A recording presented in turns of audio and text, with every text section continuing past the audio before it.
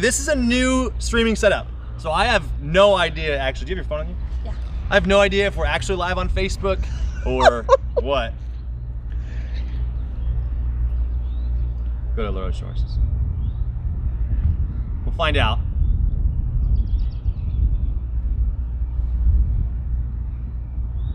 Yeah, here we are.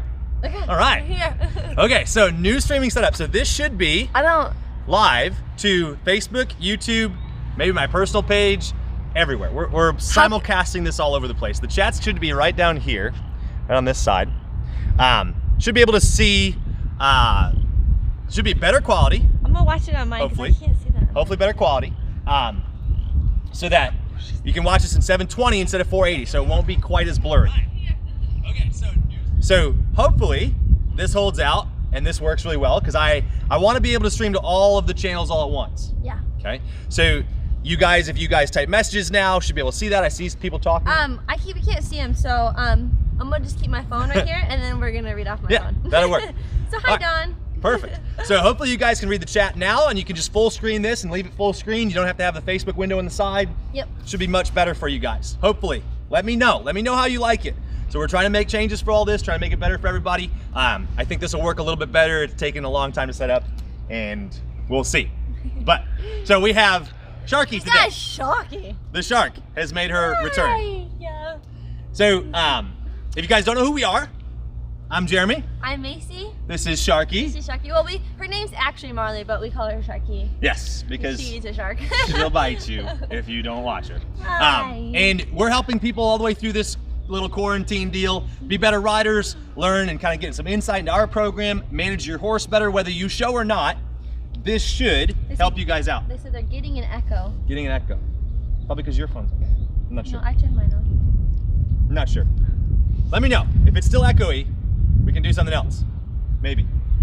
All right, so what we've got to do today is we're going to talk about how I pick a horse, how we look at horses and break them down, what I look for in a prospect. Watching on YouTube. Yay, that's awesome. So exciting. Very good. Yay.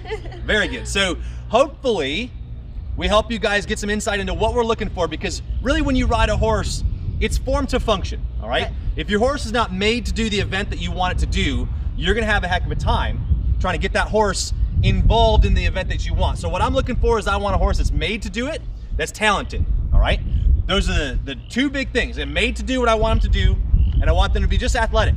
Because my job as a horse trainer is to teach this horse how to use her athletic body in a way that prepares her to go on to other events. You're so mad. She says, I'm gonna get really mad. So we'll work with her as long as we can. She doesn't have any patience, so. That's why she's the shark. That look right there. That's a red-headed mare right there. That's when you know you're in trouble. All right, so I wanna take you guys through kind of what we look at when we evaluate horses, and kind of give you an idea of what it is I'm looking for and how much of a difference it makes, right? If you don't have the build that you want to learn and use yourself athletically, I think the biggest thing is that you're just gonna have a harder time. So a horse that holds their shoulders up on their own, you don't have to go back as a trainer and really work on that. Right. And that's the nicest part, is that we don't have to go back and say, okay, I'm gonna spend months standing these shoulders up, getting this horse where it rolls up to me, hold your shoulders back, hold your shoulders up. Are you getting mad at me? You're so mad. Because we don't want to have to do that, all right? So I'll let you guys kind of get a profile look at this mare. You can kind of see how she's made. And this is the horse that we showed at the Congress. Macy was reserve and the pleasure on her as a 2-year-old. She's trying to bite me. And we want to have a nice balanced horse. So hopefully you guys can see she's from there. She's had like how much time off? She's been off since last October. Yeah, so she's had a lot of time off. So a lot of time off. Like a lot of muscle, obviously. Yep, missing some muscle, but we don't really care about that because I pick out the majority of my horses as long yearlings, so they don't have a lot of muscle anyway, right? What I like about this horse is that this is about as high as she can pick her neck up, all right? You're not gonna see her be able to pick her neck up a lot higher than that because of where it ties in into her body, okay? Because of where it ties in the top of her neck up here and where it ties in down here, she can't pick it up real high. So we didn't ever have to worry about dropping this horse's head down, right?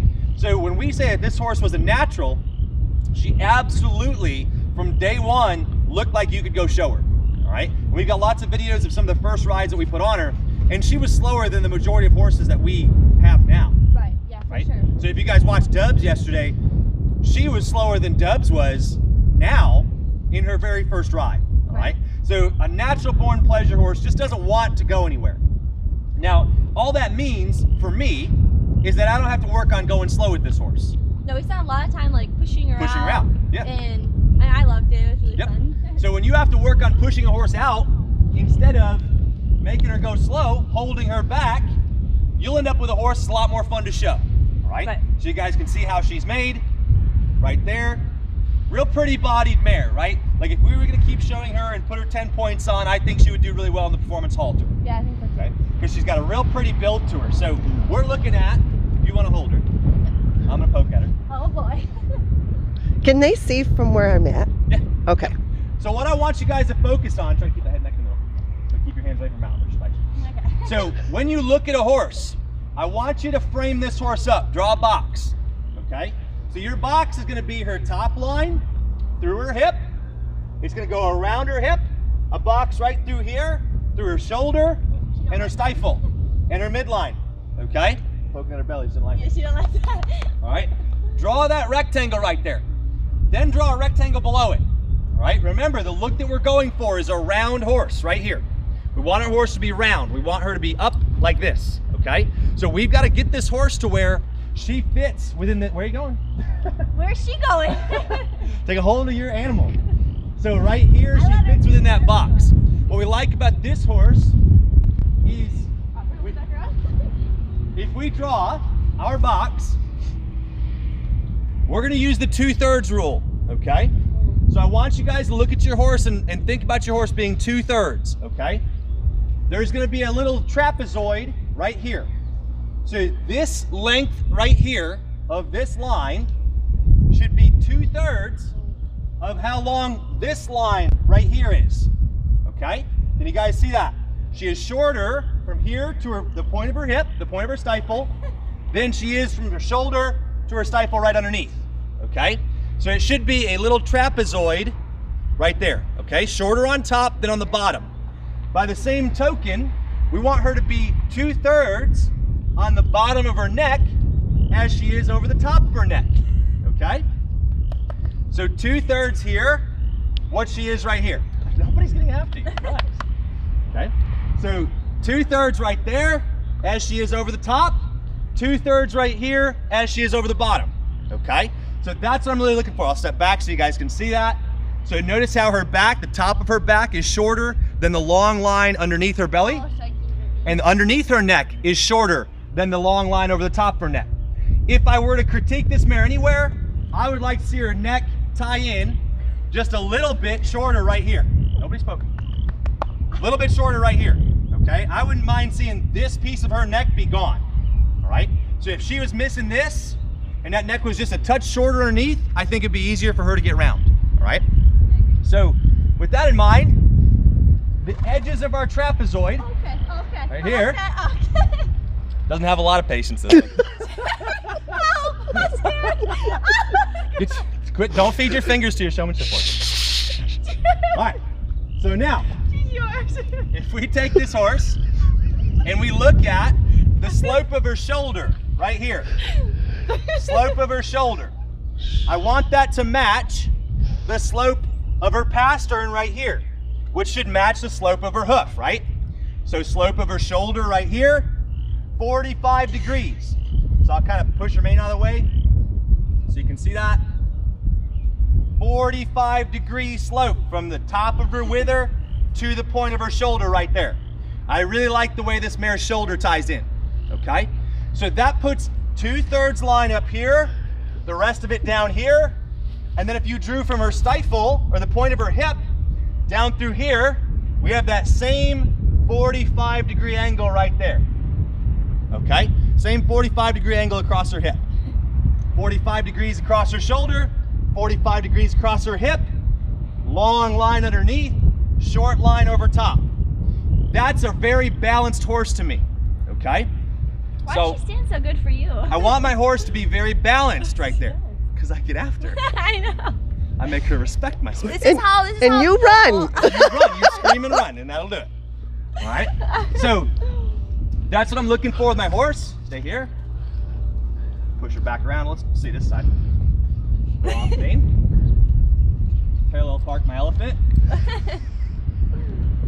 I'll see your question. Okay, right there. So now you can see that balanced line, right? 45 degrees, short, long, 45 across the butt, okay? I want a nice round hip back there, okay? Can you hold her? Yes. Can you make her behave? Yes. Okay. I'm not gonna look at her. I want a nice round hip right here.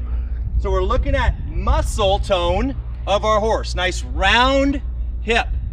That should tie in to another curve that goes to her hocks. All right? So you guys can see this curve that goes back this way to her hocks. And then I want another 45-ish down to the ground. Okay? So that butt, her hip, should look like round, curve out, back to her hind leg, curve back down to the ground. Okay? So round, curved hip, that tucks into a hock that sits straight, and then a curve, a little set to our hocks. Okay? I'm sorry, I can't keep it. Because we've got to get a good set to our hocks, but in order for that hock to swing up underneath of us. Right. I can't do this. This is a one-man show today. I'm So a good set to our hocks is really important. All right? So that set to our hocks is going to help our horse get underneath herself and drive deep with her back end. All right? And remember, this is all about efficiency. Okay? So all of this is about being efficient with the way that she uses her body. If she's already got a good set to her hock and it's easy for her to step underneath like this, then it won't be a big deal for her to drive underneath herself and put that foot somewhere underneath our stirrup where we're sitting on it, right? So it shouldn't be a big deal at all for her to do that, okay? The other thing that I'm looking for is that horse to just carry herself. So when we watch this horse go, I want her to carry herself around. And that was one of the things that this horse didn't have a lot. It's not something you can see by looking at her, right? So if we evaluate how she looks, the way she's made, right? Big, powerful, muscular mare, but she's got to carry herself around, okay? But one of the things that I really liked about this horse as a baby is she was so lifty in her front end, all right? That has a lot to do with how upright she is in her front legs. So if your withers are higher than your hip, you're automatically going to be pushing uphill. Should be much easier for your horse to do its job. Because if you're pushing uphill, remember that's one of the things that we're trying to create in our horses. So if our horse is built downhill, it's gonna be really hard to get her to where she can hold her shoulders up on her own, right? And we said as a show horse, it's her job to hold her shoulders up, okay? So we want a horse that will be able to hold her shoulders up on her own. People said her name should be Sharky. It is Sharky. It is. Okay, so having this horse to where she can hold her shoulders up on her own, one of the things that I really liked about her as a yearling, okay? Watching her lunge around, she really had a lot of natural lift in her shoulders, okay? Now, that being said, we know where this mare likes to go is back, right? Some of that has to do with her bloodline. She's out of a certain potential, and certain potentials are kind of known for being a little bit sully. They kind of want to suck back. They get a little quirky. They want to come up a little bit. So you kind of have to be ready for that, right? So I'm going to stick her on lunge line so you guys can see her go a little bit. And we can burn some of this energy off. Maybe she'll appreciate staying still. Can you flip this? Yeah, just tap the button in the bottom left. Yep, bottom left. Right there, yep. I don't see a flip. Bottom left, right where your hand is. Right there. This one? Yeah. Oh, okay, this is new. Yeah. All right, so we'll lunge her. Yeah, she's not perfectly trained, well behaved. We'll talk about that. I want to be out here while it's not raining. It's supposed to rain pretty soon, so hopefully we can get this done before it starts raining. So, watching her go around, hopefully we see her lay her neck down. She doesn't really need her neck to go around, right? Doesn't really require a lot of her neck to do her job. So see how low she can drop that down, and she can keep loping and never miss a stride coming across it. Okay? So here, loping around, we'll let her get settled in. One of the biggest things I want you guys to avoid is evaluating your horse on a lunge line if they're not balanced. Because I can change a lot of things about the way she lunges by making her stand up in her shoulders and use herself, okay? So be cautious evaluating your horse on a lunge line. When I bought this horse, I bought her on a round pen, free lunging, okay? When we bought Peanut, She's so sassy. and she was in her pasture, okay? She's not lunging around. We'll let her burn some energy. Maybe you'll see. Maybe she'll be a red-headed mare. Don't think so. Maybe she'll be a red-headed mare. Maybe we'll be live with a red-headed horse. We'll see.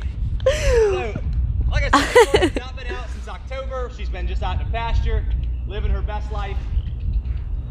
But one of the big things about this is a great example. So even though this horse had 2 years of training, we still allow her to be a horse, okay? She's not a slave, right? She showed at the Congress. She's been top 15 a bunch of times. She's been a reserve champion. She's not a slave. And we had to work around her personality just as much as she had to work around ours, right? So that's probably a little more typical of the certain potential types anyway, that you gotta work around them a little bit. If we were to dictate to her where she had to be all the time, she probably wouldn't have made the show pen, to be honest, right? We had to work with her a little bit and say, okay, how are we gonna work around and with this horse instead of through her, right? And I see a lot of training programs trying to work through their horse, and they can't get everything out of them that that horse could do for you, right? So we had to work with her to get all of the performance, all of the talent out of her.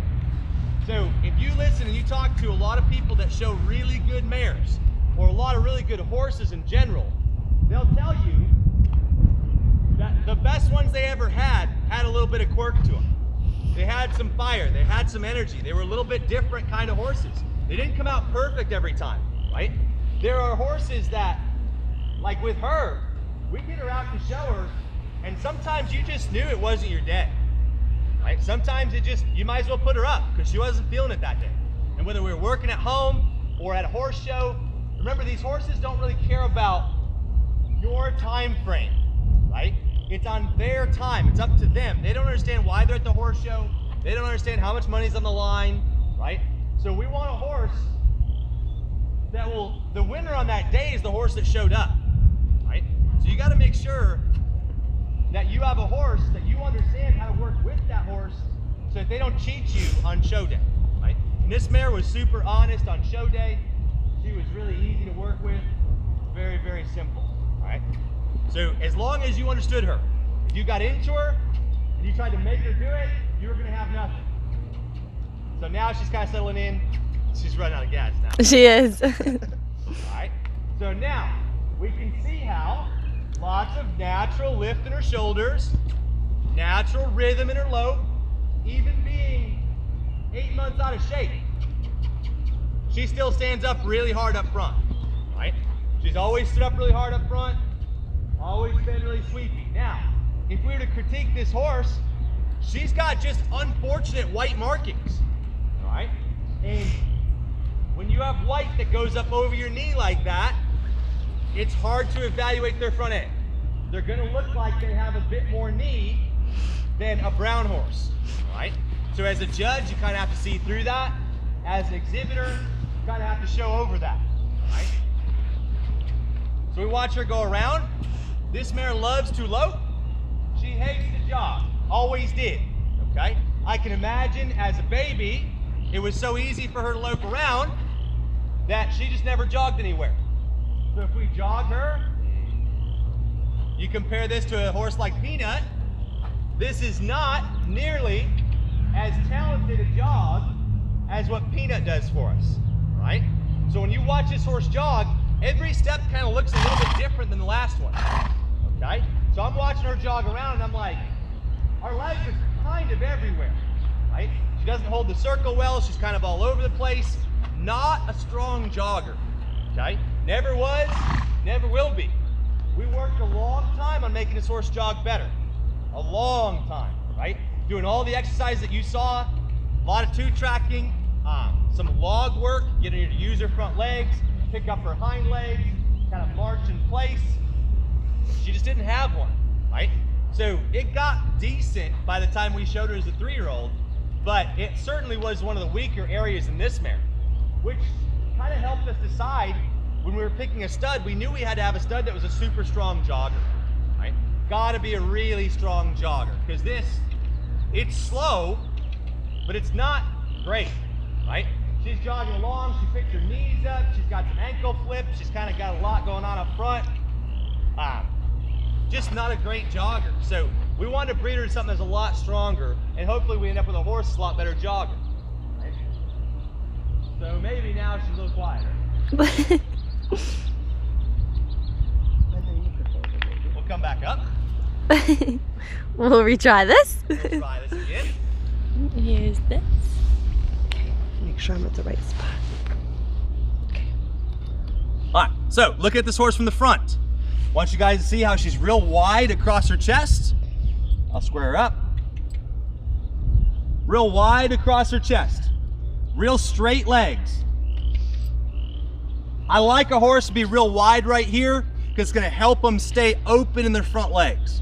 Okay, that's going to keep your big sweepy front end. If both of your legs look like they come out of the same hole, you're going to have a hard time getting that horse to open its legs up and really take a good stride if both of its legs come like this. All right, I would like to see my horse be real wide across her chest. Have those legs be straight out of her shoulder. Okay, so hopefully stand right there. You guys can see how straight those legs are. Very, very clean. Yep. Okay, so then when we turn her around, right here, I want my horse to be really powerful over her stifles, okay? So we're talking about this muscle right here. I want a lot of muscle cover right here. So I want to see my horse be really round right here. Remember that stifle, this is where the action happens, right? This big muscle right here. So I want my horse to be very powerful over her stifles, okay? I don't want a horse that's narrow behind, right? If they're real narrow behind, they're narrow made behind, just like being narrow made up front, we're probably not gonna like the kind of horse, the kind of movement that we have there, right? Hey, oops, sorry. Okay, so they're real wide behind, real wide up front, right? Big, powerful horse right here. Gotta have lots of muscle right here, okay? Gotta have tons of muscle. Okay, so that's gonna be big for me. So when I move this horse around, I'll have her stand here. Who says she can't be a showmanship horse, right? When she's not eating. Bite him. Good. So when we look at that, we want to say, okay, we've got our horse that's big, powerful muscle, big, round horse. She could be a little bit tighter made. I'll right? say I think her, like, if I had to critique her anywhere, I want her to have like a little shorter back. Yep. But her mother had a really long back. Yeah, we got to see her mom, and her mom was like super long back. Country mile long, Yeah. right? So we know going into it, that's probably what we're gonna end up with. When I look at horses, I want them to have a good, strong mother, okay? If your mare line isn't good, I think you have a hard time making a show horse. I don't think the stud has a ton to do with the caliber of horse you're gonna end up with. Right. I want a good mare line, okay? But when you look at this mare's line, she's out of a Zippo Jack Bar daughter of Trouble in Town, right? Really in trouble mare. So that mare line, super strong. It's a legendary mare line. Zippo Jack Bar himself was a pretty good stud. The Zippo Jack Bar mares ended up being pretty good horses, although tough-minded, right? So we see that here. We got a certain potential Zippo Jack Bar cross and tough, stubborn horse. Right? She's really tough. Tough, stubborn horse. But when So- you rode her, she was very good. She's good on her No, saddle. like if you were to put Yes. a saddle on her right now and like hop on her back and like I know you guys probably like there's no way, but she was like a gem. I don't like I Totally don't like, different. Yeah, I mean I don't really like showmanship, so it works out really well. Yeah. To like to ride, and she did not like being on the ground like this, but loved hates to being be on the rode and everything like that. Yep, really good on her saddle. But just weird on the ground, always has been. So if we have a baby on her and the baby's weird on the ground, we know where that comes from, right? And we know you gotta just look past that because she's probably gonna be a really good show horse, all right? So when we pick out horses, we know you're probably not going to get the entire package, especially when you're buying horses like we do, where we don't pay a fortune for them. All right. None of the horses on this farm we've paid a fortune for. All right. None of the horses that you've seen on the videos have we paid a fortune for. I think in all of my years of doing this, and you guys can take this to the bank, every video you've seen me do a horse on, we've never paid over $15,000 for a horse. Ever. Ever. So I don't know how much you guys have paid for horses, but I haven't ever spent more than $15,000 on one. All right? In any of the videos, any of the horses we've shown at Congress, anything like that, never spent more than $15,000 on one. Okay? So let me take her back because she's at the end of her rope. And then we'll talk a little bit more about what we're looking for in a horse, and kind of go into a little bit deeper dive of like, what does a trainer actually do for your horse, and what can a trainer do, and what can they get done? Because they're not miracle workers, right? We're only as good as the horse we're sitting on. And my horse is sitting on impatient right now. So, Macy, if you want to bring him with us. Yeah, I'll bring you with. Yep. And you can kind of talk. Yep. Show. We can answer some questions while we take her back. Well. She is a red-headed mare. That was fun. But I'm glad you guys got to see how she's made. We can bring her back, take Peanut out. You can take a look at Peanut, who will stand a lot more quietly. Yeah, she and will. go from there. But do you see any questions on her, miss? Let me grab my phone and look real quick. You said, I love that you aren't showing us perfect behaved or trained horses. This keeps it real. That's how it goes. Just be careful right there. I will.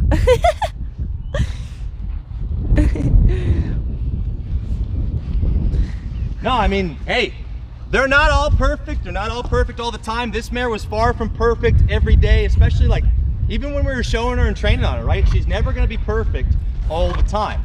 So when you guys have horses at home and they're just kind of monsters, we decided like, we're not going to beat this out of this horse, right? That's just kind of how she is. She was always pushy as a baby.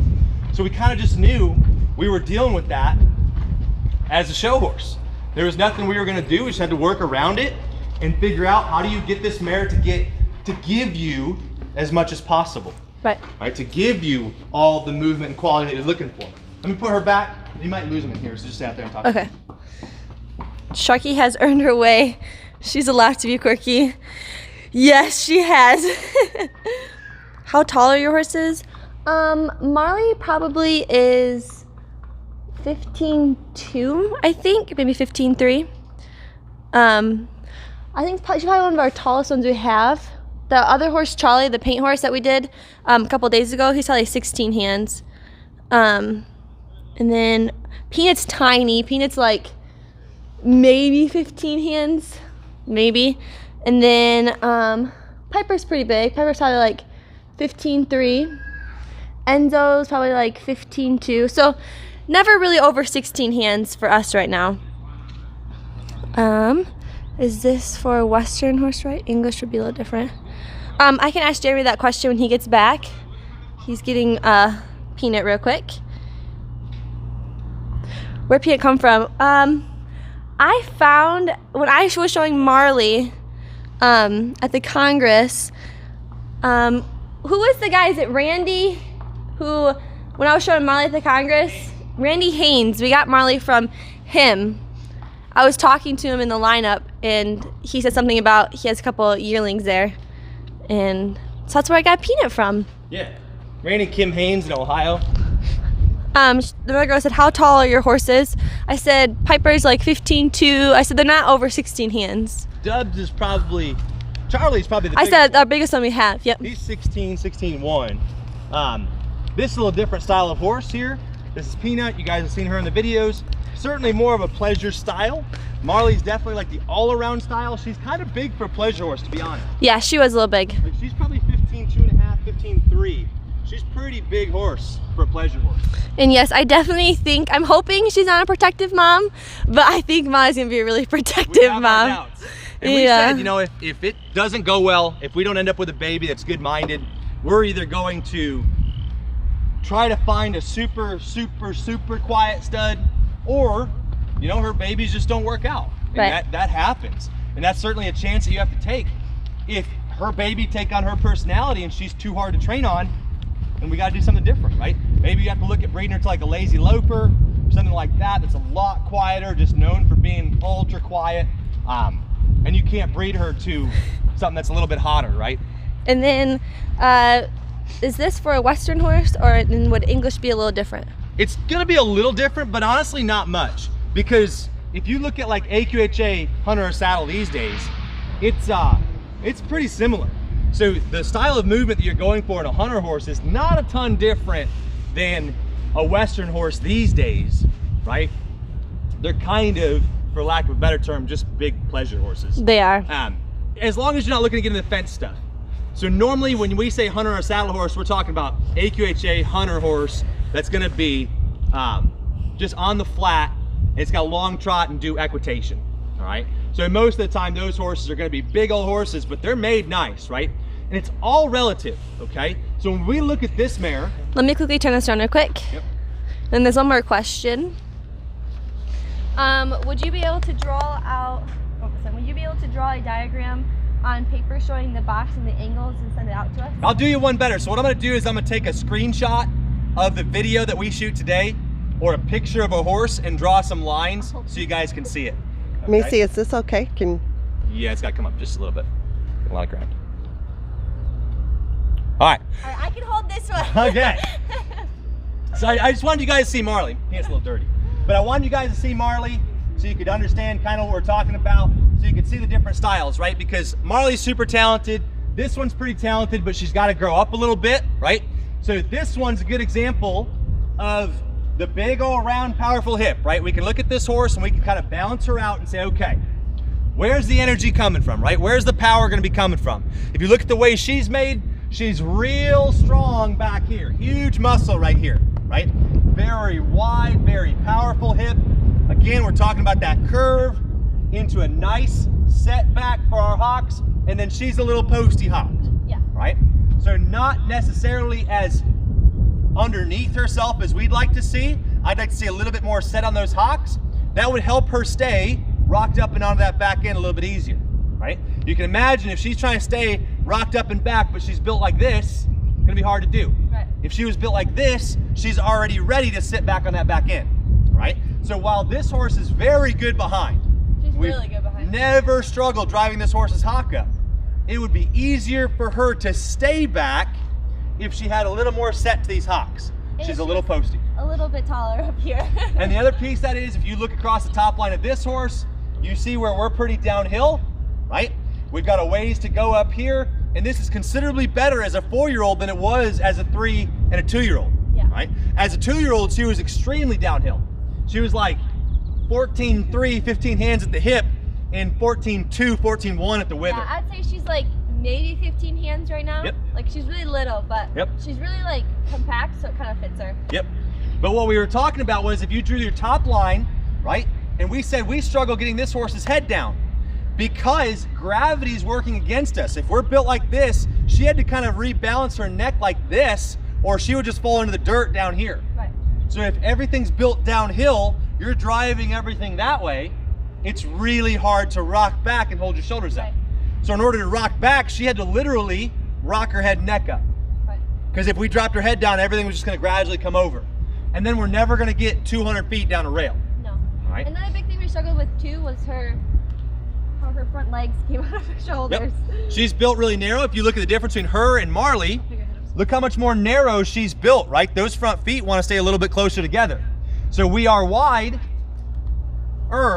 up front than we used to be, all right? We are wider than we used to be, but certainly not nearly as wide chested as Marley. Yeah, no. Right? Marley's built like a bulldog, and this one was built just a little bit closer like this. So our front end, instead of being straight like this, is built more like this. She's always been really good behind though. She's Yep. not too tight behind at all. Nope. So this horse, like we said, we've never really struggled behind with this horse. And you can see how wide made she is behind. Big muscle over her stifles, right? Big muscle over her stifles. So we've got a back end that kind of is built like this, and then straight legs, okay? So a round body and straight legs coming out of it, okay? She's not made base narrow like this. No. I do not want one that's made base narrow. Gonna be really hard to train on if their back end is not made to be open, right? Very easy for this horse to open up her back end because it's made like this, okay? So go ahead and spin her around sideways again.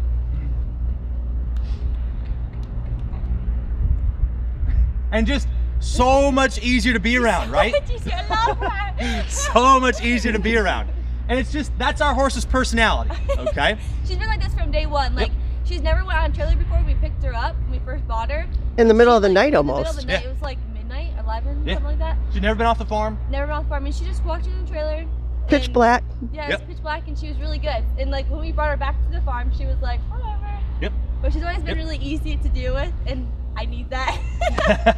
And we want to have like those clues into our horse's personality, right? I'll kind of stay out of the way so you guys can evaluate her. So we want to have those clues into our horse's personality when we're working with them, right? So when we picked her out of a pasture at Randy and Kim Haynes' place, we saw that she was going to be really quiet, right? Because she was kind of timid to walk up to us. So like when we first saw her, she ran away from us at first, and then she very cautiously like kind of checked us out. She'd sniff my hand, then she'd run away. She'd run away, yeah. Yep. I love that. I wanted that because I knew that she wasn't going to try to push us around. Because there was two horses, and there was her and another horse. Yeah. And this horse came flying up to me, not her, like the other horse one. she was with. And it was like all over me. I'm like, oh, I love this one. I want this one. Yep. And Jeffrey's like, no. But that kind of horse that wants to be mauling you is a very confident, very pushy horse. You're going to have to tear that confidence off that horse in order to be trainable, because he's going to constantly be questioning who's in charge. Which is kind of what Marley was doing. Like today, she was like, Right oh, there, yeah. What Marley was doing, exactly what Marley was doing, was questioning who's in charge. Right. I want you guys to understand that. That's purely what that was. Is Marley's debating all the time, are you going to tell me what to do, or am I going to tell you what to do, right? Versus Peanut, who's a little bit more timid horse, has taken a little longer to get trained, but she doesn't ever question who's in charge, right? She's just all the time super quiet. Whatever you want to do, just relax. If you were to breed this mare, who would be your top 3 studs? This one? This one, yeah. She's a really good jogger. She's really good behind. She can be good up front, but she's built downhill, right? So as a late maturer, I would want to breed this one to something that's got a little bit more stand up front. Right, me too. Right? So I would say something along the lines of who lifts really hard up front, like a Southern Thing, right? Again, Southern Thing babies, in my experience, they're a little quirky, right? They're super smart horses, which is not necessarily a good thing, right? But it might costly go with her because she's a little bit slower. a little slow, right? She's a little dull. So a Southern Thing baby for me, like I said, I want my studs freaky. I want my studs to be a little bit freaky so that they can help my horse, my mare. So I know what kind of mare I've got. I want my stud to stand out and either make that way better or not, right? I don't want him to do nothing. I want him to change something, okay? So when I have a Southern Thing baby, a Southern Thing's gonna lift really hard in her shoulders, right? Southern Things are usually made uphill. Which I think also for her too. But they're a little quirky. So hopefully that shouldn't be a problem on this horse. I would not breed Marley to a Southern Thing. No, it'd be really because you got a quirky horse with a quirky horse, that would be a disaster, more than likely, no. right? So you really have to pay attention to what does that stud bring to the table, what does your mare bring to the table, because that's gonna determine how good a horse you have, okay? How good a horse you have determines how hard you're gonna work to get to the same place, Right. all right? I tell people all the time that your initial investment is the cheapest thing that you'll do with that horse, all right? Your initial investment is the cheapest thing you'll do. So if you're like, well, I want to spend $5,000 on this horse so that I can put it in training and get it really broke, it will never be as broke as the one that you spend a little more on and buy more talent with, right? And I shouldn't say spend more, but the one that you buy, it's a little more talented, okay? So don't ever, ever, ever, ever, please get in a hurry to buy a horse, Right. all right? There are, unfortunately, a lot of horses that are not suitable for what we want them to do. Right. It took us a long time to find her. Yep. There are a lot of horses that are not suitable for what you're looking for. So you have to evaluate, what am I looking for in my horse? What level do I want to show at? And what kind of horse do I need to get there?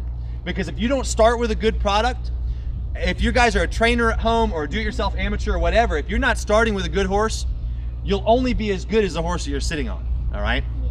So it's really important to start with a good horse, because good horses make everything easier. I mean, she could jog from day one. Yep. We've never once had to be like, oh, we gotta work on jogging. Yep. Yep.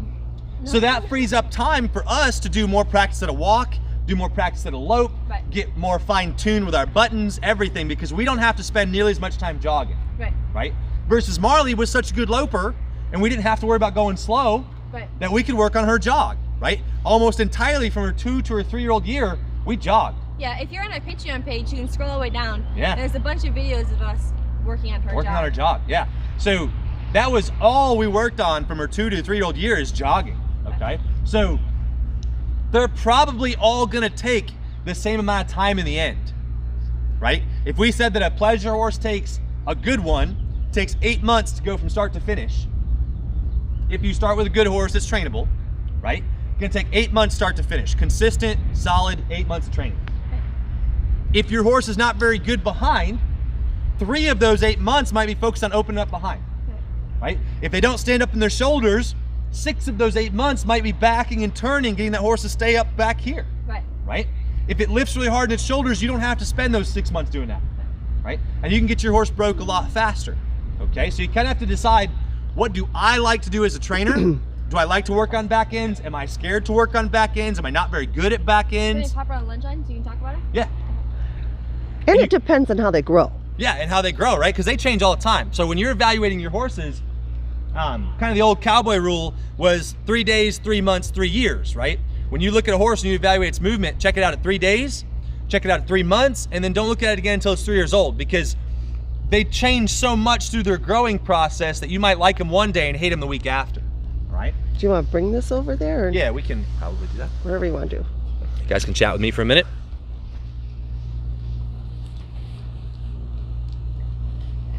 All right, so preferred or common for the all-around. So what I want to see is, I would much rather see a big Western horse do the hunter than a big hunter do the Western, all right?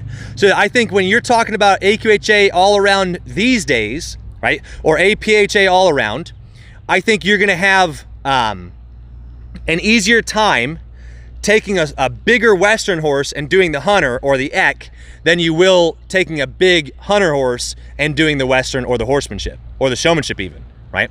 So keep that in mind when you ride or you work with your horse, that it's going to be easier to take a big Western horse than it is a big English horse and do the smaller things, okay? Because a big Western horse can usually move out, all right? So you can see this horse, real natural jogger, very easy for her to jog. Super simple. She's always stood up, always had a really cute jog, very easy, right? And then loping, she's really good up front to the left, needs some work to the right. She wants to fall down to the right a little bit.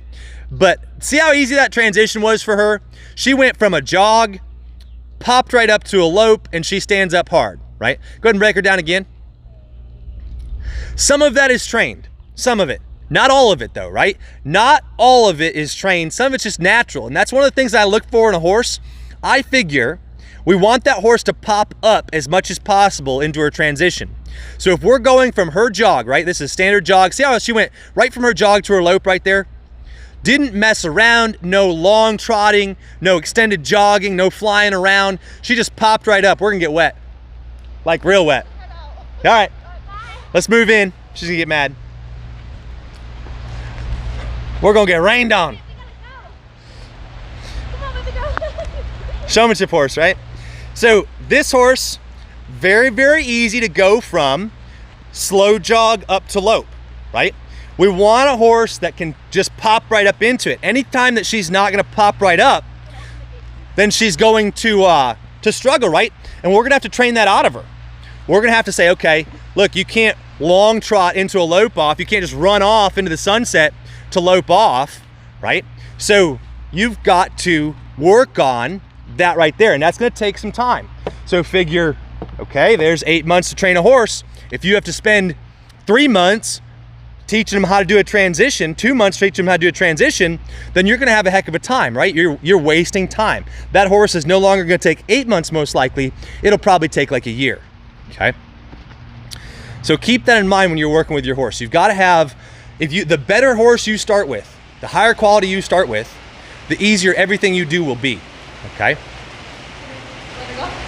Yeah, you can start lunging here. All right. So that's what we're kind of always looking at, is we're saying, how easy is our job going to be when we work with this horse? How much work are we signing up for? Okay. So you see, really tight jogger, lots of natural lift in her shoulders, really easy for her to do her job. That's one of the things we love about this horse. She's always jogged well, right? If you go back to even 2 years ago, right? As a 2-year-old, when we started her, we put up videos of her like in March, and she was just a great jogger then. I'll move back a little bit so you can see. Very good. Very good. Okay, so thinking about what we're looking for in these horses, you have to keep in mind that I want people to understand, when you buy young horses, you can most likely buy more talent than you would if you were trying to buy an older horse, right? So when you're looking at, okay, I can't afford a lot of horse, right? I'm not gonna spend more than $15,000. That's why we buy all of our horses young, because you're gonna trade talent for training most of the time. So if you're gonna say, okay, I'm gonna buy an 8-year-old horse that's super broke, you're probably gonna end up with someone that's not quite as talented, right? Or maybe needs retraining. Versus, because an 8-year-old horse that's super broke, that's also really talented, is gonna cost you upwards of 30, 40,000, right? Because you've got talent and training. So what we do is we buy as much talent as we possibly can afford, and we go from there, right? We know that we can put the training on, so we can put the training on, end up with a really nice horse that's worth a bunch of money, and hopefully get out everything that we put into it, right? And you kind of have to decide what your game plan is going to be for your horse. You can't really take a horse that you bought to be a pet and then try to make a show horse, right? If you bought this horse because you thought it was cute, then the odds of it being a good show horse, you didn't buy it for that purpose. So you have to have a long-term plan in mind when you're buying horses. It's really hard to be a pet and a show horse, right? It's really hard to be a pet, a show horse, and make money on it, you know?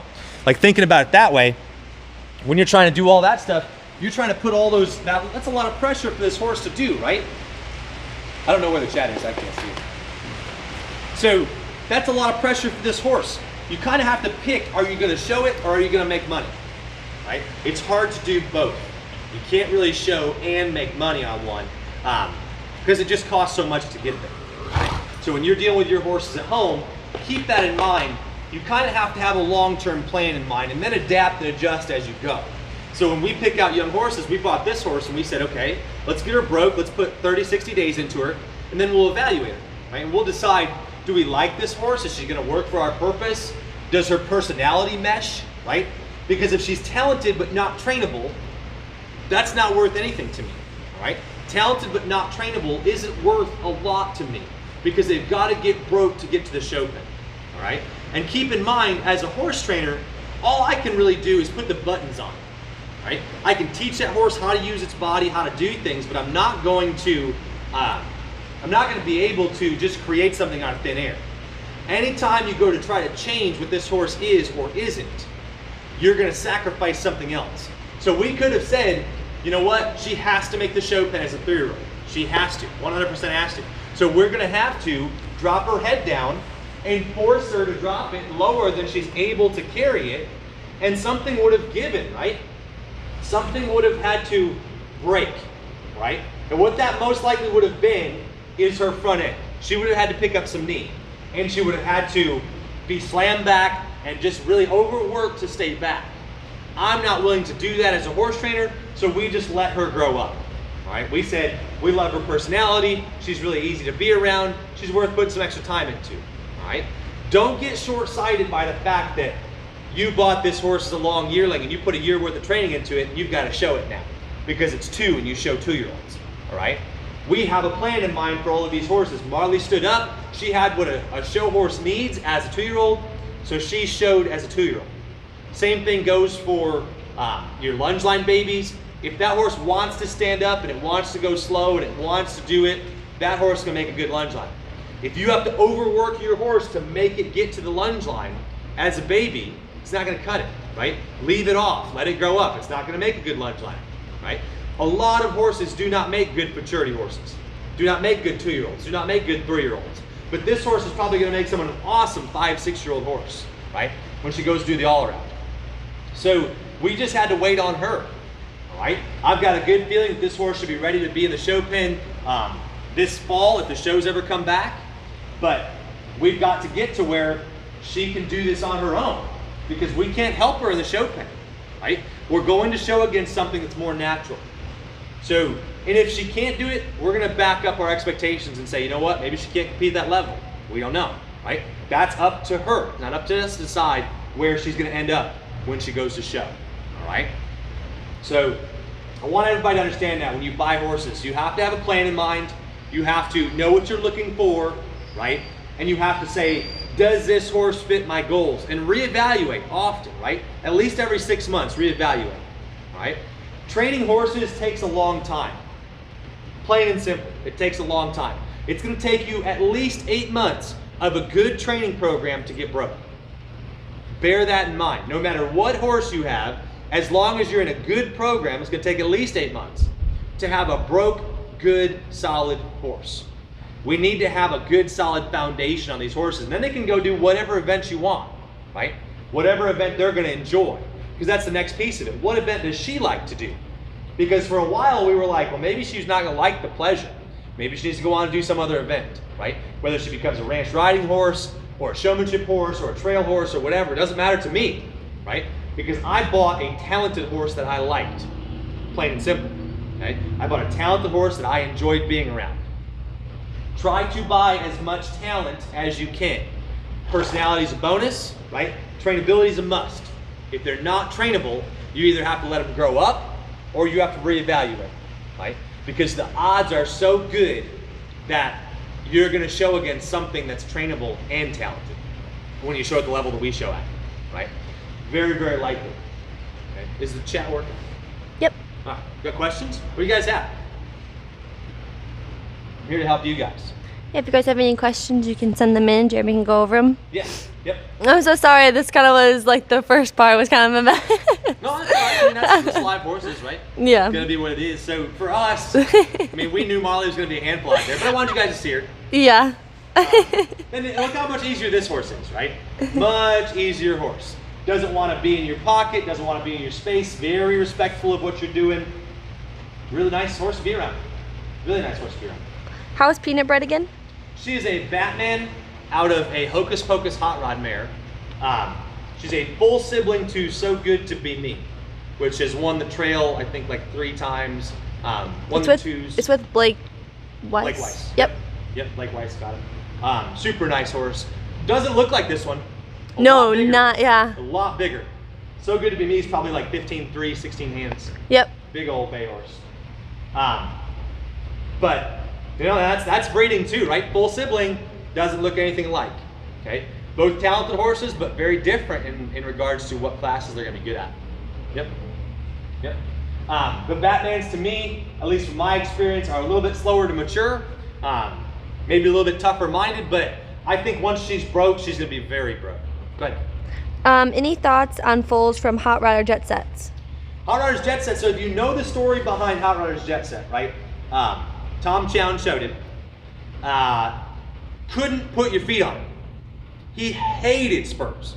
Hated spurs. I think Tom got him around because he didn't wear spurs.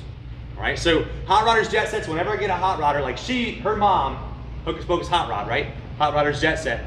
Hot Rodders and Radical Rodders typically do not like your feet on them. So you're going to spend a long time, like we did, getting this horse to accept your spurs so that you can rub, roll, and mash that horse around, right? So a lot of horses go back to that Hot Rodder bloodline, and they're hot-sided. That was just the way they were. So if you have a Hot Rodder, most of the time you're going to have kind of your work cut out for you getting a horse that'll ride on your foot and with your foot, all right? Not to say you shouldn't do it, but you're going to have to either spend a long time doing it, or if you're not looking to show at a real high level, just show without spurs. Right. Right? You can't ride the papers. Nope. What's that? Bonnie said you can't ride the papers. Can't ride the papers. No. It's to me, bloodlines and breeding just increase your odds of having a good horse. All right. So when we looked at Marley or Peanut, we said, okay, what kind of horses has the mare thrown? Is the mare thrown or shown the ability to throw a winning horse. All right? So when we look at it, we go, okay, this mare's had 10 foals, 8 of them have points. All right, you know that these babies and this mare are probably going to be trainable, right? So you have an 80% chance of that horse making the show pen and earning some points. If 8 of those 10 babies made it to the show pen, and 6 of those 8 babies won $10,000, then you've got a good chance at that mare producing a good baby that makes it to the show pen and makes on average 10 grand, right? So now you have, let's say, a 60% chance of having a show horse that also wins money, right? If I look at a mare and I look at their produce and she's got 12 babies and one of them is a show horse, the odds of that horse making the show pen are pretty slim, all right? So that's either gonna not be sound or not be sane, one of the two. It's either not gonna train up or it's gonna break down before it gets there. One of the two, because something is stopping that mare's babies from making the show pen, all right? I'm willing to forgive 1 or 2 babies out of every 10 to say, well, it just got ended up in the wrong hands or got shuffled around, it didn't work. But if the vast majority of them are not show horses, then you're kind of climbing an uphill, right? You're working against just the math of it to say, hey, like this mare produced good babies, those babies went on to be show horses, because at least at our level, honestly, what you find is the same mares, there are winning bloodlines on the mare side that we show against every year, right? Someone's always gonna have one out of what's cooking good looking. There's always gonna be one out of we're talking radical in there. There's always gonna be a one hot mouse in there, right? Every year, at least one, right? If not 2 or 3. So you're gonna compete against that caliber of horse, and you look at it and you go, well, those horses are amazing. Yep. And if I place behind those horses, that's perfectly fine with me, all right? Because those mares have already shown the ability to throw talent, right? You've got to have good mares to throw talent to increase your odds of making it to the show pen and doing well. Go ahead. My horse from a hot rodder mare has been explosive on the spurs for a long time. It does feel accurate. Oh yeah, I promise you, everybody that has a hot rodder mare will tell you, whoo, that thing's tough on its sides, right? Does not like your feet. Just like the invitation onlys. Every invitation I've ever had pushes against your spur, does not want to give its hips up. Really bracy, usually big bodied, strong horses that do not like to give their hips up. And most of them will drag me to the gate. All right, you have another question? Yes. Can you talk about when you would add pole work? Pole work? Yeah, so it's never a bad idea to add pole work. If say I'm like doing some side pass stuff and nothing's working, I'll trot them over poles, whether I lunge them over a pole or I trot them over a pole. Like I'm not looking to do trail necessarily. I'm just trying to teach that horse how to use itself and get its shoulders up, right? Again, probably one of those things I'm gonna do a lot of trotting, maybe not so much like loping over the poles, but certainly a lot of trotting. Good. Katrina said if you were to test the crop out or outcross, she said she can't remember which one it is, method, what stallion would you choose or consider for your proven Western pleasure mare?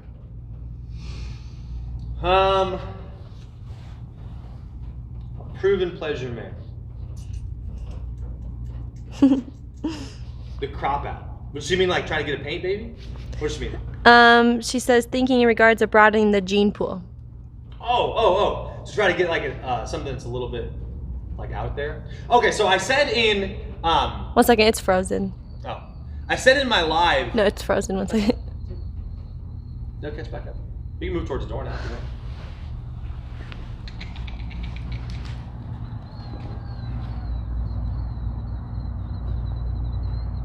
We back? No. Oh no. Is that frozen or is that frozen? The Facebook's frozen. Yours or the whole thing's frozen over here? Just the Facebook, but Refresh maybe your page. people on. Okay, you're good now. Yeah. Okay, so the question was an outcross, trying to bring some more bloodlines in, right? I said in the little Instagram post, someone had asked me who my favorite pleasure stud was. I think if you look at number of foals and number of points earned and money earned, and you compare the percentage of foals that have made the show pen and earned money, that One Hot Crimson is one of, if not the highest producing stud in the industry. All right. Every One Hot Crimson I've ridden, usually very good behind, usually very lifty in their shoulders, usually very easy for amateurs to ride. All right. So I'm going to say a One Hot Crimson cross on the majority of mares is going to be really good. All right. And that was one of the studs that we had considered for Marley, because if you look at the certain potential, if you breed that to a One Hot Crimson, you have a horse that's very similar to One Hot Mouse, all right, who is proven to be a great horse, right? So crossing those bloodlines, you have something that should be very similar to that. And that's one of those things where I compare it and I look at statistically, what are my odds of having a good baby? Like RLs we know are good studs, right? RLs babies have done really well. But if you look at maybe one that's not quite as popular today, the One Hot Crimsons really were very, very good horses. All right. And then if it was my personal thing, I think Good Machine was going to be amazing. I think the Good Machine babies were going to be incredible. He died way too soon, way before his prime, way before anybody caught on to how good he was going to be. His babies were beautiful, big-bodied, strong horses, and getting them to do the all-around stuff would have been so easy. Go ahead. I have a question. What would be your dream horse? Like dream breeding? My dream breeding? Yeah. Ooh. Do you guys have any, like, you had like could choose anything in the world, like what would be your dream breeding? Like, oh boy. Your dream horse, I guess you could say. Oh boy. That's a tough one. I don't know. I was trying to think of what I would want. Let's see. Okay, so I'll pick out my favorites. It would definitely be a pleasure horse for me. Yeah, it'd certainly be a pleasure horse. Yeah. At least it would be a big, pretty pleasure horse, right? So like it would be like a 15-2 or 15-3, big-bodied, solid legs. It would probably be something like a Willie Be Invited and a One Hot Crimson Why those? type of horse. So Willie Be Inviteds were beautiful, all right? Absolutely gorgeous horses. You hungry? She is. So absolutely stunningly beautiful horses, but they were kind of fine-boned. So we used to say that like the Willie Be Inviteds had little thin bird bones, right? If I had to pick, but they were like big, sweepy, soft-legged horses. So if you cross that with like a One Hot Crimson that's a little bit more solid and really good behind, I think you'd end up with probably a really good horse. Yeah. Yeah. What's your opinion on lazy lopers? Lazy lopers are And typically... then they said, tell me about No Doubt I'm Lazy, and are they trainable? How trainable are they? Yeah. So let's kind of go together. Yep. So Lazy Loper is probably the best amateur, do-it-yourself amateur youth horse that you could ever buy, right? Most of the Lazy Lopers are very, very, very quiet. They're very forgiving. They don't get worked up. They're big-bodied, but by the same token, they're kind of coarse, right? So they're usually big, thick-necked. They usually have the big forelock, right? And they usually have a bit of knee. So if I look at Lazy Loper, he's not the flattest horse. His babies are not the flattest horses in the show pen by any means, but they're usually really solid. And remember, when you go show your horse, having a horse you can trust is a lot of it, all right? So no different than driving your car. If you don't know if it's gonna jump off the road 6 miles down the road every time it just like jerks the wheel, right? You're not gonna drive that car very relaxed. You're gonna drive it nervous. So if I can't trust my horse that it's gonna take the same stride every time and very, very consistent, it's hard for me to sit back and really show it off, all right? If my horse is unpredictable, it's hard to show it off. So a horse like a Lazy Loper should be very predictable and very quiet to train on. Now the No Doubt I'm Lazy does not seem to be the same way, right? I've not had many of them, but they don't seem to be as quiet as the Lazy Lopers. No, they seem to be a little more nervous. They're a little bit more nervous, yep. And then better legged. Yeah. Not as clunky up front. Nope. Yep. And then Lisa said, I have a 2-year-old Good Machinery, super awesome. Okay. is it Good Machine or? That's a Good Machine, baby. Okay, Yep. So Good Machinery is kind of going to be like the replacement for Good Machine. And you know, like I said, I think that stud was going to be incredible, right? I think he died when he was like 6 or 8. And he was going to be amazing. Big, beautiful, strong horses, tons of lift, tons of self-carriage. Probably would have been like the next great all-around stud for sure. Because like doing the Eck, doing the Hunter, doing the Pleasure, doing the horsemanship, Western riding, Like they were just ultra talented. Yep. And then Sandy's dream horse would be a flatline out of RLBOS Mare. RL, that's But okay, that's what I thought. I was like, That's a good cross. I'm personally not a big flatline fan. I mean, I've seen a lot of them now. There's been a lot of babies that look pretty cool. They're usually big bodied. I've heard they're good minded. I love RL Bessa Sudden. They're so RL. pretty. Yep. They're really RL's pretty. amazing. And then that dishy sudden head's incredible, right? And then Katrina, the question will, this will be available. The video will be available Yep. because it cut out during her question. Oh yeah, yep. And then I have a show mare. She's a VS flatline. Aw, pretty. Is she a roan? I'm assuming. Of course she's a roan, right? So yeah, so I've heard, and I think VS flatlines are going to be just like vital signs, right? Incredible Western riders. Don't take that away from amazing Western riders. Whether they're going to be a great pleasure horse or not, at least not my style, right? A little bit bigger body, a little bit too solid for me. Go ahead. All right, we have 3 more studs. One and only, John Simon. And what about invited back? Okay, so John Simon, probably one of the best paint studs outside of Zippo Sensation, right?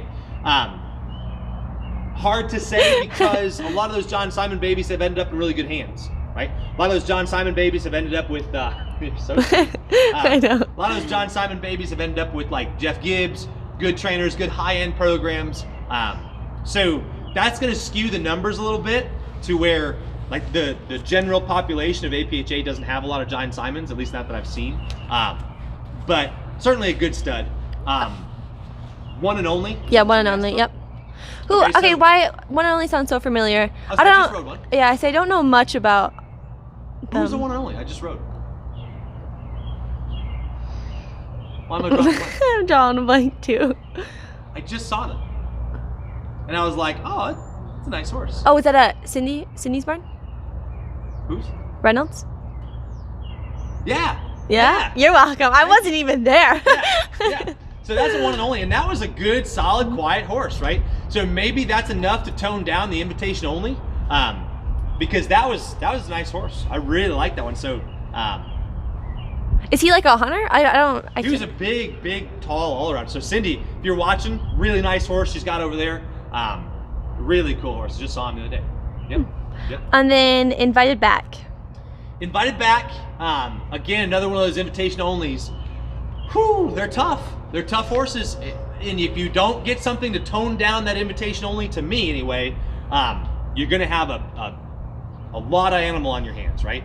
So that big hip, big bodied horse, they tend to try to get pushy with their back ends, and I've never met one that liked to give his hip up. Go ahead.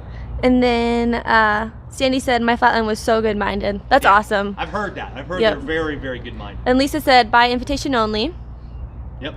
Do What's that? you like them or? Invitation only. That's what Yeah. I was just talking about. Okay. Yep.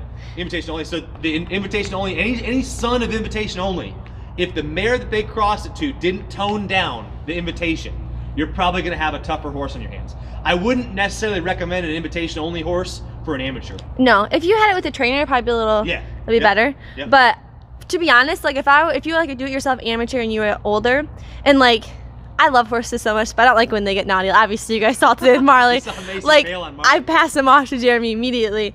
But a lazy loper would probably be like the best thing because they're just super quiet, or like a Batman. I mean, like I love this horse. I Yeah. mean, I would take her anywhere. Yeah. She's just not very quirky. She's really quiet. Yep. But probably Real for an solid. amateur. Real Yeah. dependable. Yeah. Right. And then, are you liking the code reds? Again, so that's another one of the VSs, right? I'm not a huge VS fan. I like the VS. I think they're pretty. Vital Signs herself, amazing. Yeah. Absolutely amazing horse. Again, super good at the Western riding. So if you have a horse like that, you're gonna say, okay, it's gonna be bigger legged, it's gonna be sweepy legged. And the Western riding, they're They're beautiful. gonna be amazing Western riders. Is it gonna outshine an RL in the pleasure? Probably not, right? Go ahead. Okay, what about kissing the girls? So kissing the girls, you know, I haven't seen too many of them make riders. Haven't seen too many make riders, right? And it's not to say that they're not going to be good horses, not going to be bad horses, but I haven't seen many of them make riding horses, all right? And until that happens, it's hard to say, right? We know the story behind kissing the girls. If you guys know, Shirley, all that deal. So we could definitively say, whether it was his fault or not, he didn't make the show pen. All right, he didn't make the show pen. So his babies, if they don't make the show pen, they're following in their father's footsteps. Right? Now, if they make the show pen, I stand corrected, and the mares have helped him out. But he himself did not make it. Right? Whether that was Shirley's fault or his fault. I mean, like, granted, he should never have gotten abused, right? I don't want people to think that, but he didn't make it, so he wasn't ready. All right? He wasn't ready to show. So it's hard to say, right? Until his babies prove themselves a show pen, I'm out on kissing the girls. Go ahead. All-time fancy. Amazing. Yeah. Wasn't that the horse that won the Congress that one year? Yeah, it was so All cool. Rise, like Spike Roberts has had some amazing babies out of All-Time Fancy. I think it'll take a long time before you have a hunter stud that makes an impact on the paint industry like All-Time Fancy. Oh. And not only that, but like when I showed paint back in 2008, 2009, 2010, All-Time Fancy was amazing. And it's now 2020, and he's still amazing, right? Like his baby went to the Congress and won, and like didn't win by a small margin, like dominated it. So yeah, those All-Time Fancies and the babies that are coming out of him, the studs that will replace him, just amazing. I think that spider horse of Spike's was incredible. Yeah. Yep. Ashley said she loves her lazy lopers. Yeah. That's awesome. Yep. And then Tracy said a scenic impulse and a Paint Me Zimpo mare breeding. Okay. So Scenic Impulse was Hactel's horse, right? Scenic Impulse, I think it was hard to say, right? Because the Scenic Impulse horses, if I'm remembering correctly, and someone might, Hactel had one, I think it's a Scenic Impulse. If it's that stud, then, or it's Yarnell's, one of the two, I'm not quite sure. Not quite. I don't know much paints. Yeah. You guys are jogging my memory on the paint horses. So if it was Hactel's horse, if that's what I'm thinking of, then that's hard to say because Debbie and Lauren East have amazing mares, and Mike has won with those babies for like 6 years, right?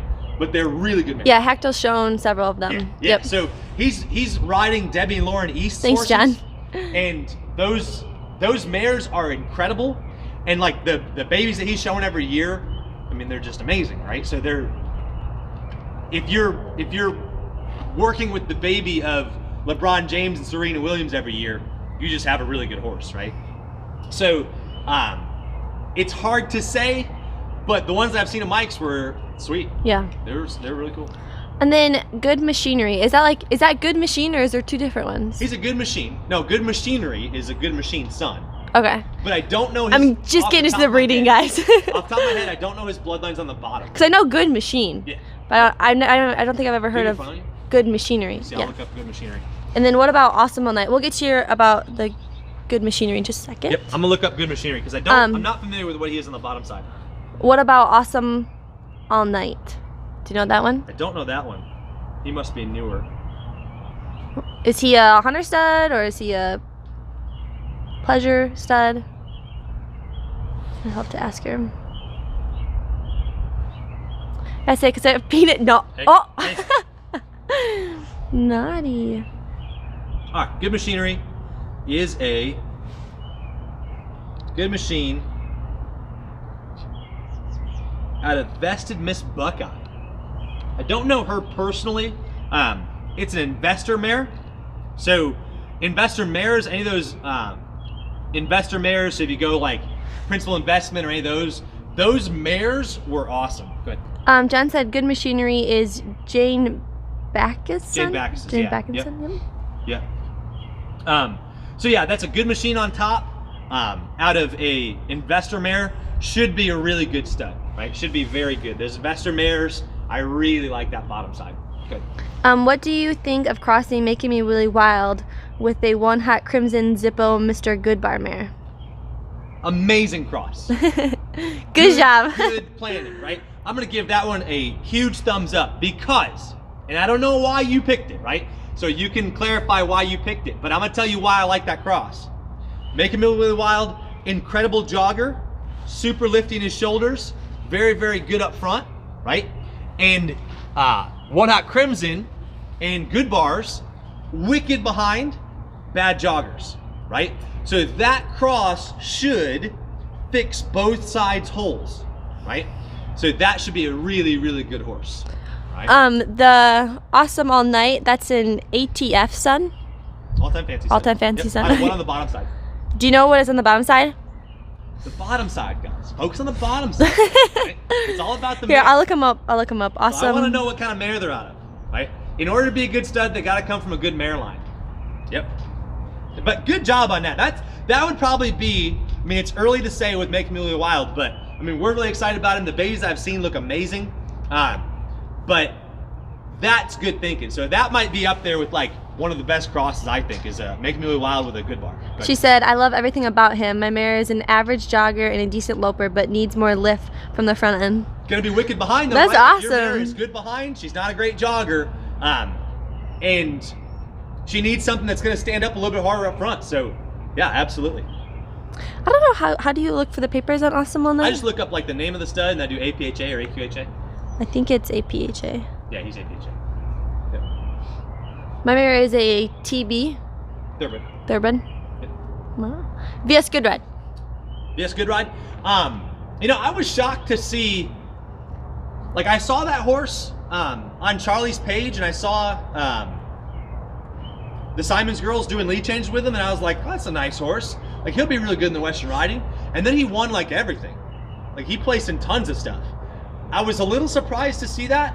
I mean, they did a great job with him. He really turned out. Again, like if I'm doing a Western riding, if I wanted to show that class, I'm breeding to him or I'm breeding to Southern Thing. Like those are going to be Western riding type studs to me. They're really good horses for that. So if I had a horse that I wanted to do some Western riding stuff with, maybe I want it to be a little bit more cadenced, a little bit more athletic. Certainly should be a good cross. But to me, like we're discussing good bar, One Hot Crimson, Make 'Em Really Wild, and this is just my personal preference, but those studs, like Lazy Loper, they're over here, right? They're on the freaky side.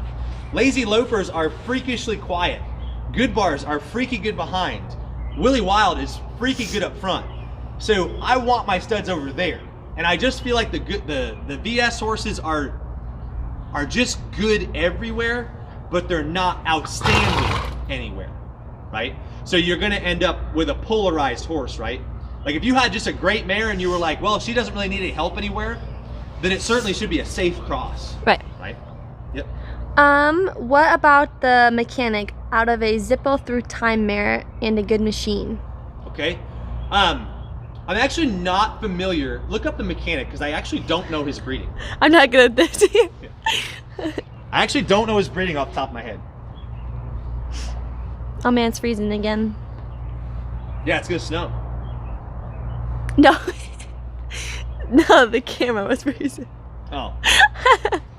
I'm cold. That's okay. Okay, so mechanic's a good machine, zipping through town. Wait, so did they ask me about the mechanic or they breed it to? What about the mechanic out of a Zippo through time mare and a good machine? Oh, so they told me his breeding. Well, that's Yep. nice. Okay, so yeah. So yeah, I mean, the mechanic to me, I watched him show, right? I watched him as a baby. I watched him show. I didn't love him. He was a tweener, which I think is what people are finding with like the majority of the Southern Thing babies. They're kind of tweeners. They're really lifty up front. They're really good Western riders, but to be pleasure horses, he was just kind of somewhere in the middle.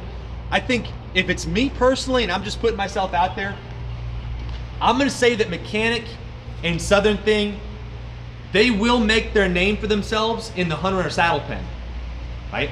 So like a Hot Ones only, maybe not as quite as big, but Mechanic and Southern Thing babies, I think are gonna be, if they start crossing them with big hunter mares, I think those horses would be wicked.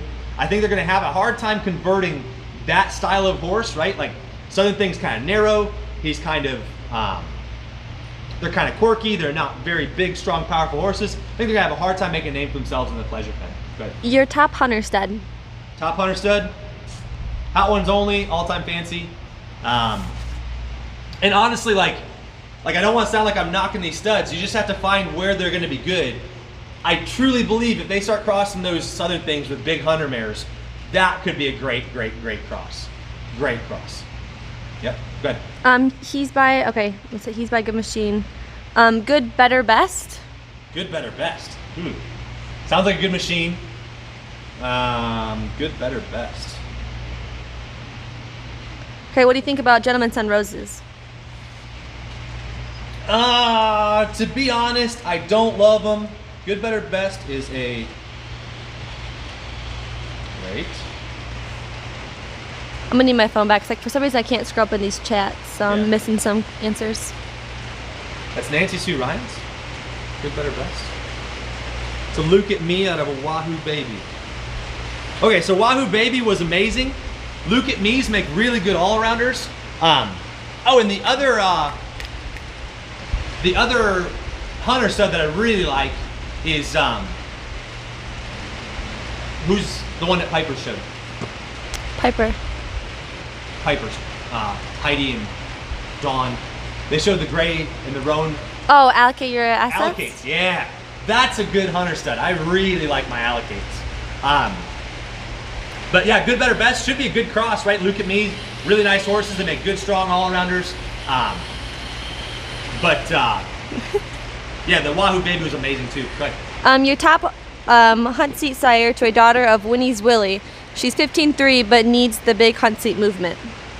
Okay, so Winnie's Willie, 15 freehand Winnie's Willie. Wow, that's impressive. So I would probably cross that. Like if I was going to pick a hunter stud for that, you need a big sweepy mover. Allocates are a little bit pokey. They're not normally huge trotters. So I would say more towards like the Hot Ones Only type, bigger legged, right? The allocates are really cool legged, but they tend to be a little bit plinky trotters, and they tend to be like kind of posty, peggy legged. But yeah. Did you talk about Gentleman's Son Roses? Oh, so Gentleman's Rose, yeah. So Gentleman's Son Roses himself is short and long. They are deceiving because they're super sweepy legged, and they're wicked as yearlings. And when you're breaking them out, they look incredible. But again, like they end up being too long bodied for the pleasure for me and too big legged for the pleasure most of the time. So they have a hard time competing against those more specialized horses, right? And just remember, like I'm talking about these studs and babies. I'm not saying the stud's junk or it's not gonna work, but you have to remember you're showing against specialized horses at the top level, right? So when you consider like, okay, I'm breeding this stud to this mare, if it's not like sometimes you're crossing a pickup truck with a sports car, they're both good at what they do, but the baby wouldn't work out, right? Like if I'm gonna breed a sports car, I wanna have a sports car plus a sports car makes a good sports car, right? So I'm not gonna borrow my Ferrari with my Dodge Ram and expect something that's talented. Right? It's just gonna get beat at the racetrack. Go ahead. Full Metal Jacket. Full Metal Jacket. Okay, so I rode Full Metal Jacket, right? So I was friends with Robin for a while, and I rode Full Metal Jacket. I loved Full Metal Jacket as a baby, right? Loved him. I haven't seen much of his babies, but he himself was ultra talented and very quiet. Very quiet. Oto's line. I don't know who that one is. Anna, clarify, is that like Zippo Oto? Like that's old school, right? If I remember correctly, that's an old school Yeah. bloodline, pretty sure. And then they said older again, but Dynamic Deluxe. I've had a few of them. They can get fiery, right? They were pretty spicy horses. Dynamic Deluxe, Dynamic in the Dark, both of those were very, very spicy horses, but ultra talented. And honestly, like if we're talking old school, if you guys are gonna go way back, there's not a better horse with rhythm and cadence than Impulsions. So if you guys remember Impulsions, short bodied, real tight, real compact, there's probably not a better, more rhythmic horse than Impulsions was. certainly a vision. Certainly a vision, certain potential, right? That's Tate stud. Really good horse, right? Certain potentials are known for being a little bit tougher, known for having a little bit of knee, they got a little bit of roll to him, he's got the high white, right? So, just like Marley, the things I like about Marley are the things I like about him. And the things I don't like about Marley are probably the things I'm not gonna like about him, right? And that's more to do probably with his dad, certain potential, than anything. Hard to get one like without the high white and the red, it's hard, right? Invitation only and coats and tails. And then this one, I'm not quite sure what that Should one be a good is. horse. Invitation only coats and tails. Probably gonna end up, like we said, big bodied hunter, right? That's probably like the style, like a hot ones only, big bodied hunter horse. Kind of the industry style right now, I think. Not necessarily like the real fine boned hunter horses are not really that into me. Scenic Rio Crimson. So that should be a Scenic Impulse, I think, out of a Crimson mare. Should be a good cross, right? Impulse horses, really wicked good cadence. Crimson horses, good solid horses, usually really good behind, usually really lifty up front. If you had to pick a stallion to breed to a Zippo mare in hopes to do the ranch riding, who would you choose? Stallion to breed to a Zippo mare to do the ranch riding. So I think that if you're not talking the ranch riding like the cuttery cow horse reining type ranch riding, if you're looking more for like the AQHA style, like pleasure horse moved out style, the Zippo horses should do really well in that. They should do really well, but having really any talented stud should cross well in a Zippo mare, right? Because Zippo himself was just good, right? Good-minded, good behind, just a pretty solid stud. So any decent stud, you should be able to cross with that and get a good horse. Too sleepy to zips? I ask because my gelding is dynamic on the sire side and hot rod on the damn side. Whew! Yeah, you're gonna have a lot of horse there, right? Like a dynamic on top with a hot rod on the bottom should be a pretty tricky horse to get around. That one's gonna take a while to train up. That one's gonna take a while to train up. That's gonna take a while to get your feet on. That's gonna take a while to get a hold of their legs. Just don't have those big dynamic blow-ups, right? Those dynamics were really good, really quiet, and then they just explode sometimes. Too sleepy to zip, love them. Love Too Sleepy to Zip. I'm so happy that, they talked him into paying him into the Hunter Premier Sires or whatever. Like he's eligible for the Hunter division. Too Sleepy to Zip Hunter horses are incredible. The one that Farley McClendon had, amazing horse. Amazing horse. Super good-minded, really quiet horses, super slow-legged, big sweepy-legged. That's a good one to cross, like if you're looking at putting some big legs on your horse and keeping it good-minded, is a Too Sleepy to Zip. They're usually outstanding-minded. Pull it all around. Needs to be big. I just said Western horse. So yeah, Lynn, that's a good one. Too Sleepy to Zip. Oh, hello everyone. Too Sleepy to Zip or Good Machine. I think those would be good ones. Yeah, he's tiny but feisty. I believe it. Yeah. Yeah, Too Sleepy to Zip for an all-around horse, really good horse. Good Machine's gonna be a little bit tougher minded, but the big pretty horse that you're going for. Lynn, I would look for a Too Sleepy. That would be a good horse for you because they're big bodied, they're big, tall horses usually, and super good minded. Jeffrey, what confirmation you look for a West Pleasure prospect? You just missed it, man.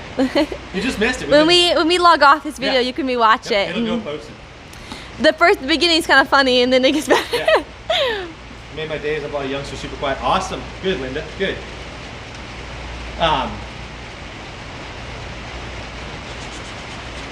Anna, did you get back to me on that? There was another question, but the chat moved too fast. It was hot pretense, 1990s. Whew. Someone commented that. Hot pretense. Let me look him up.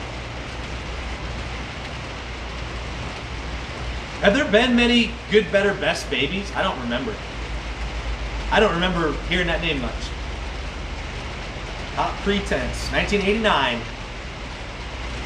Hot Rodders Jet Set on a Red Hot Mama. Someone said, "Mom's in the house." LOL. Mom's in the house. Let me look. It's on. No, I don't know if it's a horse. Finding Joe on YouTube said, "Mom's in the house." LOL. Oh, Mom's in the house. Oh yeah. You know that horse? No, it's my mom. Oh. Oh, that's your. Hi, Mom. I'm like, who's Finding Joe? Okay. Okay. My thoughts on line breeding. Line breeding when it works, right? We call it line breeding. When it doesn't, we call it inbreeding. You know, We I've actually seen a couple that are really good. I've seen a couple that didn't work out. So hard to say. I would probably rather stick to just straight breeding. Like then you avoid a lot of the problems as far as like you avoid a lot of the problems like genetic defects and stuff like that. Some weird quirky issues, maybe some bone issues. I would probably avoid line breeding if it was me. I was like, whose mom's in the house? Oh my goodness. That's so funny. Extremely hot chips. Extremely hot chips. Yeah, good, better, best foal is just coming of age. That's what I thought. So he's pretty new. Should be a good cross, right? Should be a good stud. Very good. Extremely hot chips. I've had one. Wasn't that Jack? Had two. Yeah, so two. I was like, I remember Jack. Two had Jack and had the one for Chris and Chelsea. Oh, yep. They were really talented. They're big-bodied. They were big-bodied. They were pretty made. They just didn't train up real well. So, hard to say. You know, Jay's had a couple that looked really good, but yeah. Winnie's Willie. Winnie's Willie. So we bred to Make Him Willie Wild, right? And Winnie's Willie was the other consideration that we had. I think Make Him Willie Wild will be a better stud. Winnie's Willie, his babies won a lot, but they didn't breed him much, right? So like, when you look at the ones that people had, the Winnie's Willies were winning a lot, but you didn't see many of them. And maybe they just got caught up with like the RLs and all those, but kind of a weird stud. Like he kind of fell through the cracks, and it's a shame that he passed away, right? But I'm happy because Make Him Willie Wild should be a good stud. Yeah, I'm excited. My mare's allowed zipper pine bar. I'd like to breed something not heavy as a pine bar in the back. Yeah, so like I said, your Zippo mares should cross really well with a lot of studs.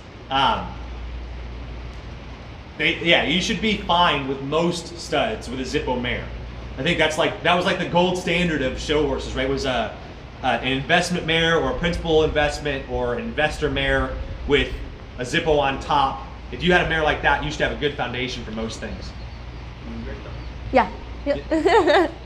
And then one second. Lisa said, if I didn't have an invitation only, I'd be all over Making Me Really Wild. Yeah. Fingers crossed for Marley. Well, the vet comes out tomorrow again to make sure that she's either pregnant or not pregnant. So we'll let you guys know tomorrow. Hopefully it's good news, everyone. Fingers crossed. Yes.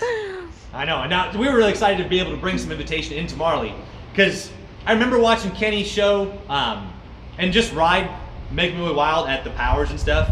And I mean, he was the talk of the industry that year. And his 2-year-old year, like I remember going to the SBA and they talked about him at the sale. Yeah, we were at the sale and they talked about the him. horse to beat this year. He was amazing. We have a video of Macy scratching his butt in the stall. I know. I was like, he's gonna be a champion. Let me touch him. Yeah, really, really good horse. And like if you remember him back at the Powers in July, like he was ready. Yeah, he was amazing. He was cool. Really cool. How about Blazing Hot? Blazing Hot, Hot and Blazing, both of those. They want to turn their head upside down when you train on them, right? Everyone that I've ever had wants to be up here, Blazing Hots and stuff. They want to just be up high-headed. So if you can get them to where they don't freak out in their neck, and you won't get it by beating their face up, right? You're going to get it by going to their belly and making them get round. If you can keep this part of their neck from turning upside down on you, you've got a good horse in your hands. But if you can't, you're going to have a hard time. Go ahead. Invite the Artist? I don't know him. So let me look. It's obviously invitation only. Out of what on the bottom side? I don't know that one. I'm trying to think what my favorite stud is. Yeah, who would your dream cross be? An RL with one hot mouse. Yeah, that's what I was gonna say. It's heart stopping, right? I mean, Yeah. that's an incredible cross. Yeah, probably. Invite the Artist, a special invitation out of what? Special invitation out of a rap-a-dude, and I'm a rap artist. Paint horses are so hard. Why? Paint horses are because they're always, okay, here's my personal rant. Paint horses are always a really good quarter stud with Joe's Indian Cowboy mare. Right? So whenever, and it's not a knock, right? Because we've seen some really good colored horses, right? I've shown paints.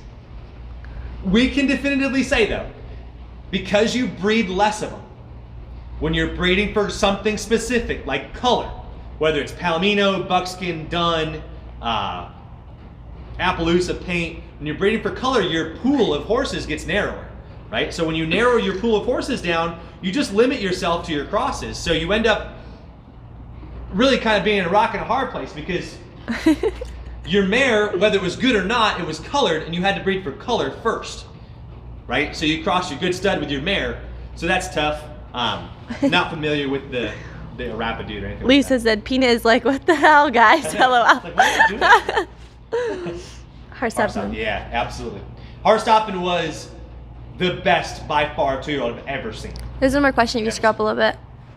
I got a 3-year-old by Lazy Loper in Tribulation in New Zealand. Huh. Yeah, he's studying quiet. Yeah, absolutely. A 3-year-old out of Lazy Loper. Any Lazy Loper baby is going to be amazingly quiet. They're such good horses for amateurs. But you just don't see a lot of them win in the open because they're kind of coarse bodied. They're kind of coarse made. Go ahead. Have you heard much about Batman? This is just my question. I mean, yeah, there's been a lot of good Batman babies. Yeah. Absolutely. Yep. Yeah, there was a ton.